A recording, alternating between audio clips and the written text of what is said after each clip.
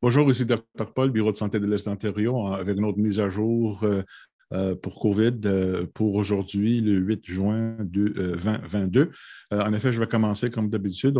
Je vais partager mon écran pour vous démontrer les statistiques locales. On peut voir qu'on a juste trois hospitalisations, aucune aux soins intensifs, ça c'est des bonnes nouvelles, et tous les autres indicateurs sont dans la bonne direction.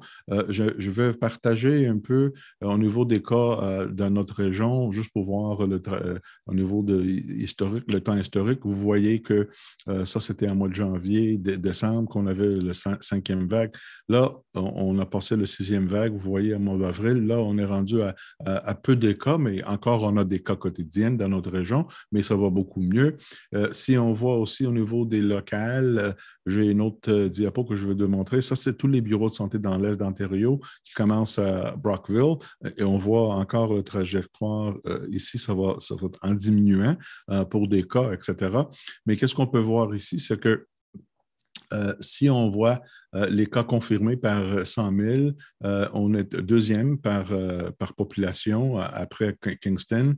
Au niveau des cas en général, ici, je vais juste aller ici en bas. On a des cas confirmés dans les maisons de longue durée. On est numéro un ici. Le taux est plus élevé dans notre région. Et malheureusement, le taux de décès est plus élevé que le restant de l'Est d'Ontario. Ceci, c'est une chose que je m'attendais. Ce n'est pas des bonnes nouvelles, mais parce qu'on a dans notre région un taux de population qui a des risques qui le fait vulnérable, comme hypertension, maladie chronique, plus élevé que le restant de notre région. C'est pour ça qu'on a le taux de mortalité un peu plus élevé par le restant de l'Est d'Ontario. Mais en effet, en général, quand même, la direction est dans la bonne direction avec une diminution des cas. On va retourner dans nos statistiques locales ici pour continuer, pour vous dire qu'au niveau d'hospitalisation, encore, c'est en diminuant.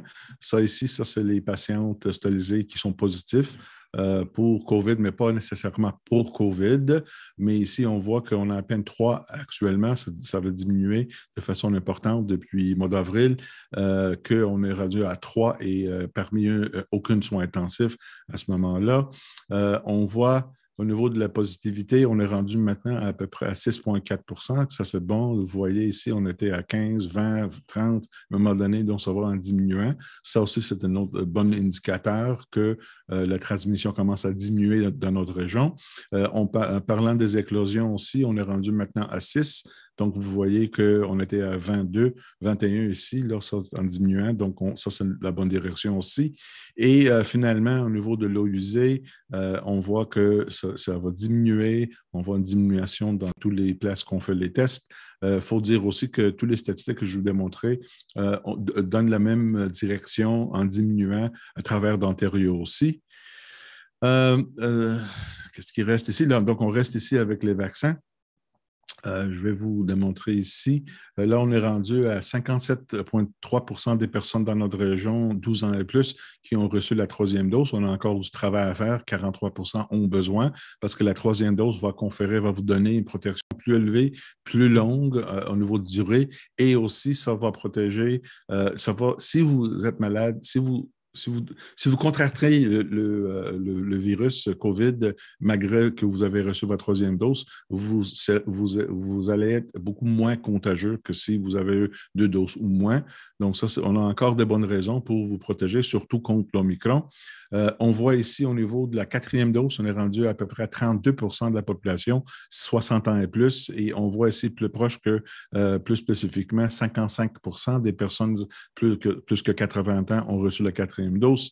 38 % des personnes 70 à 79. Et ici, on voit 19,5 % des personnes 60 et plus, 60 à 69. Donc, vous voyez, on a encore du travail à faire pour la quatrième dose, mais aussi, on a du travail à faire pour les personnes plus jeunes pour la troisième dose ici. Donc, en général, je peux vous dire qu'on va dans la bonne direction. Je peux vous dire aussi que tous les statistiques vont diminuer. On va enlever les masques obligatoires, le mandat le 11 juin au hôpital, etc. Mais ça peut rester et je pense que ça doit rester une recommandation importante pour les personnes vulnérables et aussi pour la grande public. Si vous avez des problèmes médicaux, vous avez vous êtes âgé, vous êtes vulnérable, vous portez vos masques. C'est sûr et certain qu'avec le mois de juillet, au mois d'août, on va être à l'extérieur, donc le risque est beaucoup moins. Donc, à ce moment-là, le port de masque ne va être pas si important, mais ça serait important quand on est dans les places où on a beaucoup de gens à l'intérieur et si vous n'êtes pas confortable ou si vous êtes vulnérable ou si vous êtes avec des personnes vulnérables. Bien sûr, aussi, le vaccin, la troisième dose, va augmenter nos protections et ça va rassurer qu'on aura une transmission très bas pendant les prochains 2 mois. On se prépare pour le mois de septembre-octobre où on prévoit que peut-être on va avoir des autres augmentations du COVID à cause que là, on va rentrer dans l'espace, dans l'intérieur et à ce moment-là, on devrait faire plus attention. Aussi, il va y avoir des autres virus aussi. Déjà, nous avons l'influenza qui a présenté un mois de mai ici, qui est rare, mais à cause qu'on a enlevé les précautions, qui provient aussi les maladies respiratoires comme influenza, etc. Donc, on prévoit qu'on va avoir un été qui va être bonne, qui va, je pense, beaucoup plus normal que l'année passée. Mais quand même, il va y avoir des risques et les personnes vulnérables doivent se protéger. Comment si vous êtes dû pour votre quatrième dose, allez le faire. Si vous êtes dû pour votre troisième dose, allez vous faire vacciner. Lavez les mains, sortez pas quand vous êtes malade, portez les masques dans les places appropriées, etc. Donc, ça va durer pendant l'été et on va réévaluer en mois d'automne. Par contre, on a la bonne direction. On est encore dans une pandémie mondiale. On teste toujours les souches qu'on isole au niveau du COVID-19 pour voir s'il y en a d'autres variantes. Pour le moment, on a juste Omicron, qui est de bonnes nouvelles, mais il faut être au courant qu'à travers du monde, on a encore la risque du COVID. Donc, c'est pour ça qu'on est chanceux en Canada qu'on a un bon taux d'immunisation et un taux qui commence à être bas, avec un taux de transmission qui est bas, que j'espère va durer comme ça.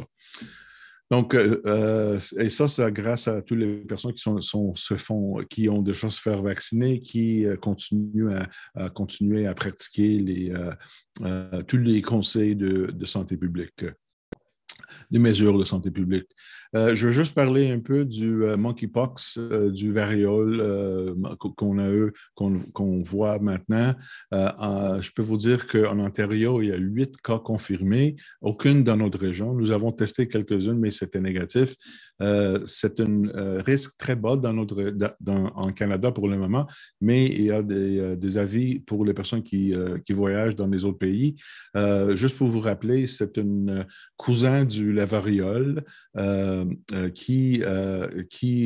a eu des vaccins il y a 30 ans, mais c'est moins dangereux, mais c'est contagieux et ça se propage par un contact de proche avec des gouttelettes respiratoires et aussi contact peau à peau proche et contact avec le literie et les linges contaminés. Donc, le risque est vraiment bas en Canada, mais quand même, on le voit plus en plus à travers du monde.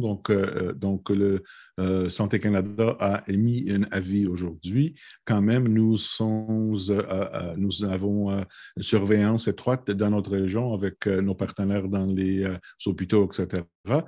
Mais comme j'ai dit, on n'a aucun cas dans notre région. Donc, je vous remercie. À la prochaine.